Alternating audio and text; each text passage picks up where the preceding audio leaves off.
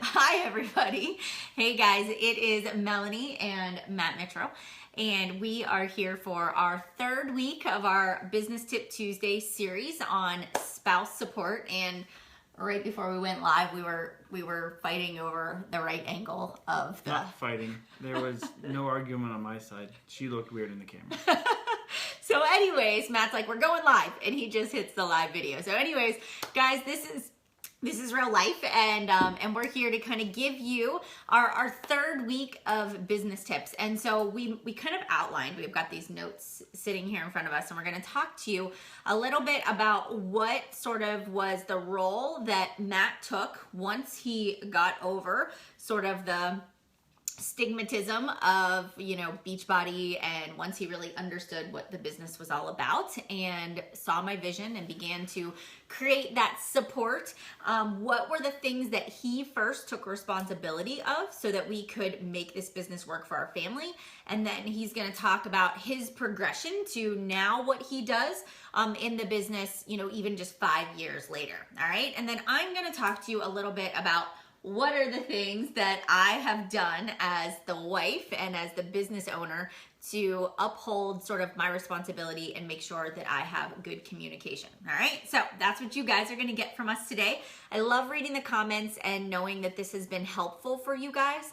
I love the emails that I've been getting and the private messages, and it really does make a big difference to know that, hey, we went through maybe this rough and rocky time in our lives at building this business for a reason, because it is to help you guys to have better success, hopefully faster, right? All right, so Matt and I have shared a lot of maybe the negative of coaching and what it did in our relationship at the beginning, but I will tell you that once we did get on board, there were some things that at the very beginning, in the first couple of years, Matt was still working a full-time job. He was working, long hours. You had a 45-minute commute to work every single day. So, he was gone for a lot of the times. And Matt is the kind of guy that, my mom actually pointed this out to me. He would come home from work and he needed to sit on the couch, and he either needed to sit on the couch and veg, or he was expecting dinner to be ready the minute he walked through the door. He was actually calling me on the way home from work saying, what is for dinner? What are we having tonight? And that was a big issue at the beginning because I didn't have dinner on the table and dinner wasn't ready. So when we got on board, one of the first things we did was have that conversation, right? So Matt, what would you say were some of the things that we did at the beginning to kind of make sure we were on the same page?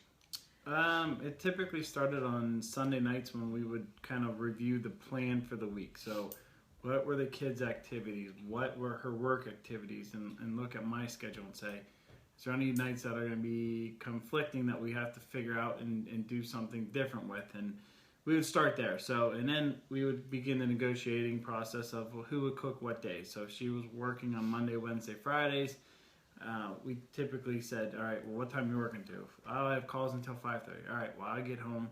And the nice part is when I switched my jobs from Heinz to Bear, my hours actually shifted too, which meant I went in to work earlier and came home a little earlier. So it gave me a little bit more flexibility that I had. And it was nice because I got home at 4:30. I had 10 minutes to chill, and then I could start cooking dinner on the days that I said I was going to. Right. But, that was the nice part about that.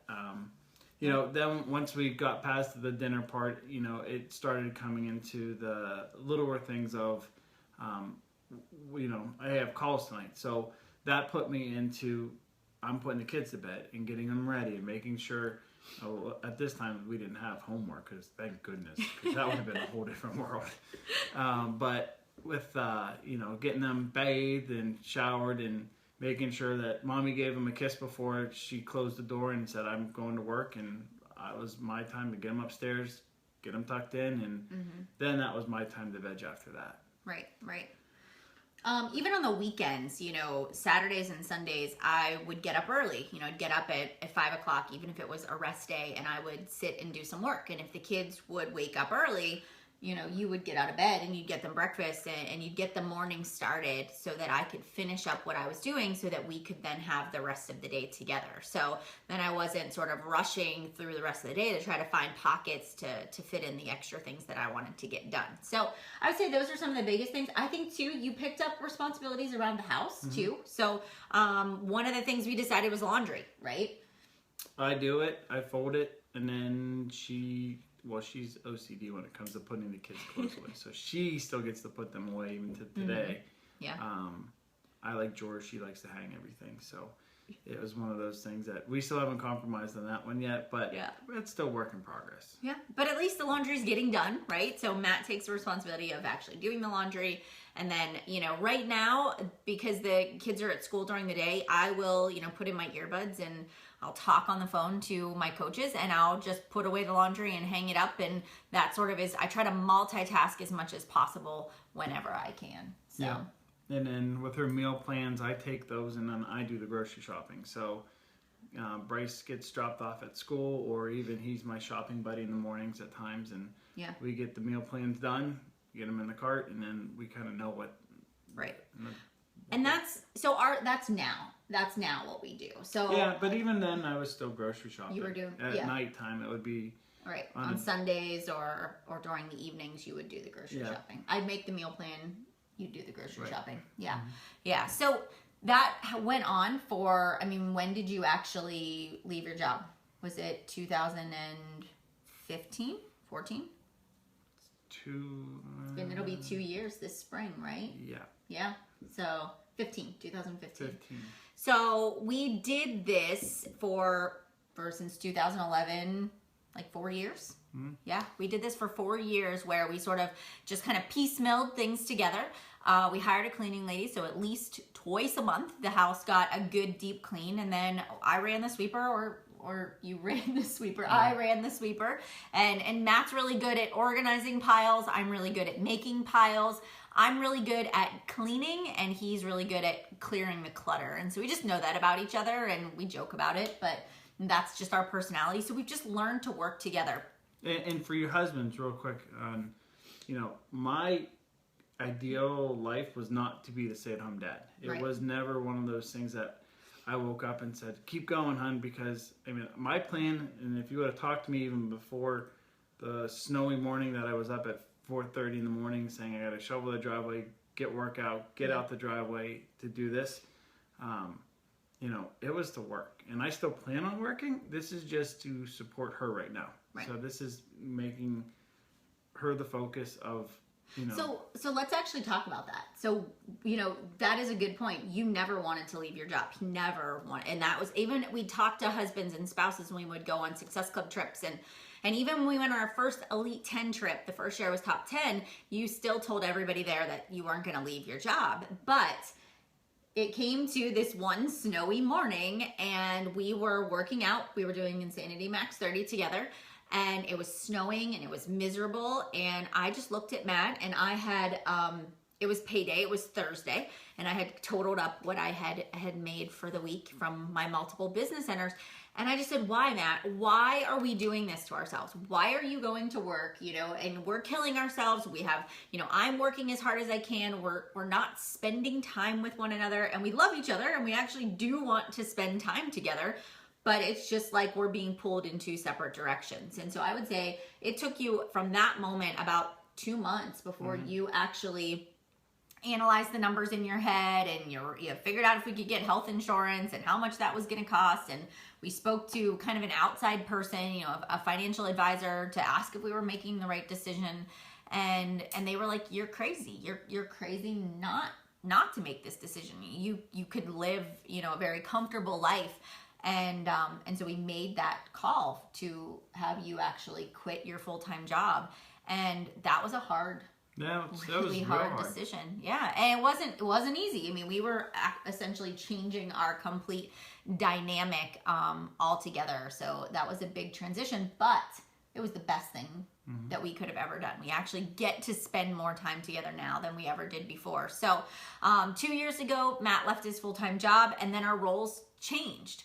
So it was like we flipped positions. I now go to work And even though my work is at home, I have an office. And when we lived in our old house, I didn't have a nice office like this. My office was in the basement. I worked in the basement. I locked myself in the basement. Literally locked yourself I in the did, basement. because the kids would bother me. You know, they would come down and they would bother me. So I locked myself in the basement. We fought about giving me an actual office with a window for a while because it was convenient that I was out of the way in the basement. And I actually went to my job every day, you know, Monday through Friday, and I worked in normal business hours. And then Matt took the responsibility of getting the kids to preschool and picking them up and doing lunch and grocery shopping and sort of managing our life. And so that's really where you kind of stepped into a different kind of a role. So do you want to talk a little bit about that? Yeah, I mean, the after it, like I said, I'm in the mommy at home because, like I said, we switch it up, but it's nice. I mean, it's the relationships that I have with my kids now. That's the biggest thing that I really enjoy. I mean, she's gonna work no matter what, so you know, it's good because she likes to work, which is great. I do. You know, but it gives me time to coach the kids and do other things like that. But Yep. just a lot of, you know, it's just different, it you is know. different. But we've gotten a lot of projects done that we've wanted to get done. The kids aren't being neglected. Everybody is taken care of. You know, you cook all of the food. You actually come up with recipes and you come up with the meal ideas, and I'll find new things that I want to make, that I want to blog about, and he'll make them and we'll try them. He helps me brainstorm ideas for posts, and you run reports for me. You help me like sort of manage like the growth of my business and, you know, allow us to kind of save a little bit better. But then the thing that I think one of your biggest roles in my actual business is the relationships that you've developed with the other husbands. And you are really great at that. You're a very social person, and that's something that you do well. So you've kind of formed like a little pod. Every time that we get together at a Success Club trip or summit or leadership, you're organizing golf. You are getting together foursomes so you guys can get together. You have spike ball that you take with you. You are the person rallying at the pool, you know, kind of getting the guys together. But why do you do those things? You know, a lot of people have come from the same situation that we have, and we've, you know, it's good to hear other people's stories, their trials, their tribulations, and just to understand, you know, what they're going through, because somebody at that pool's been through the same situation. And, you know, for the husband who's my pen. I know, but it's clicking. But no, it helps just to understand like where it is and where people's frustrations are. Because I mean, we still get frustrated. We still are learning this business as everybody else is. It's changing by the day. So, you know, it's the little things at the beginning that, you know, I think that I did with, you know, helping her with working out with her. That was us time, especially when I was working, because that was a good hour that we got to hang out, joke around with each other, do stupid selfies, and I mean, there's more bad pictures of me out there on the internet than I could ever imagine. But who cares? It's that's our life. That's our job. You know, like I said, helping her understand where, you know, income was, where it is. I mean, that is one of the things that we really try to work on and understand, just because she's not a numbers person. I am. I can see a trend. I can see things that just from my previous work that help. So, you know, tracking your income also is very good, because, you know, making sure you're ready for tax season and everything else as everybody's getting ready to submit for this year. So, you know, one of the other things that I helped in the beginning was she's not a receipts person. So tracking down a receipt was actually one of the harder things to do, because we still battle today. Like, what was this spent on? Oh yeah, well, let me think. You know. And those are little things the husbands can do, even though they might not be on board. But it's good just to have a little bit of insight too, which still is, you know, a positive light. Right. And takes the stress off of you too, to have to kind of keep all of that in place. So that's helpful. Now, I would say from the business building coach, whether you're the husband or you're the wife, whoever is actually building the business, these are the things that you can do to make sure that you have this synergy, this open communication that keeps you on the same track. So the first thing is that communicating your why. So have you ever sat down with your spouse and said, I love my Beachbody business. I'm very passionate about this. I'm very passionate about helping people, achieve their health and fitness goals. This is my vision. This is how I see my business growing. This is what I want to do with it. And men tend to be very kind of numbers driven or results driven per se. So I actually went a step further and I explained like, hey, I want to be an elite coach this year. Becoming an elite coach means it's going to increase our income. It means that we're going to get X amount of money in a bonus every single month that's going to help us to be able to afford X, Y, and Z. Or I would go to Matt and I would say, okay, another one of my goals is to pay off our student loans. Or I would go to him with, hey, by me achieving elite or by me achieving this certain rank or working to help develop these leaders, it's going to help us get to this goal. And I was really clear about how it was going to help our family.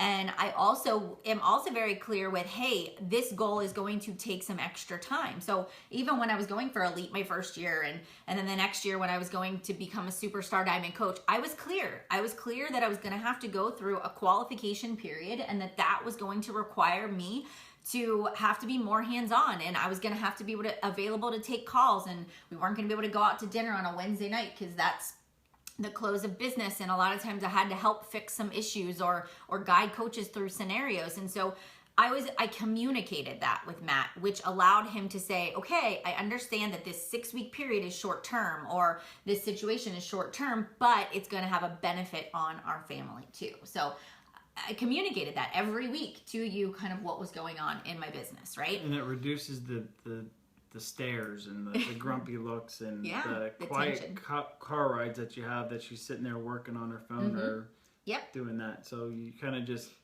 if it's intangible time that we're going to be spending together, or like I said, if we're driving, her parents live an hour away and we go out there quite often, and it's, it's an hour that she normally sleeps in the car. Now she's working, so that's not a bad thing. Right. Right. And I work from a calendar. That's one thing that I do is I have a Google Calendar that I use every single week, and I make a to-do list that I work from.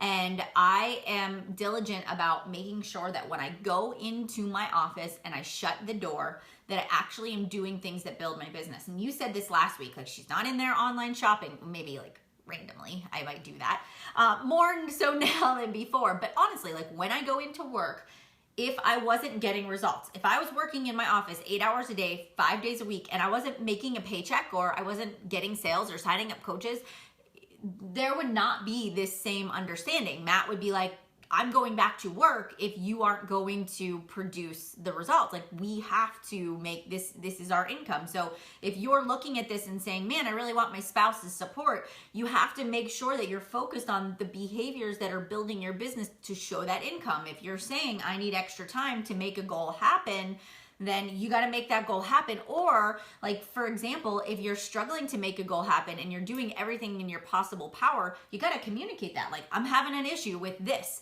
What do you think I should do? A lot of times I'll ask Matt for his opinion. So he's very well aware of if I'm having a rough time or if things are going really well. And so there is this open communication.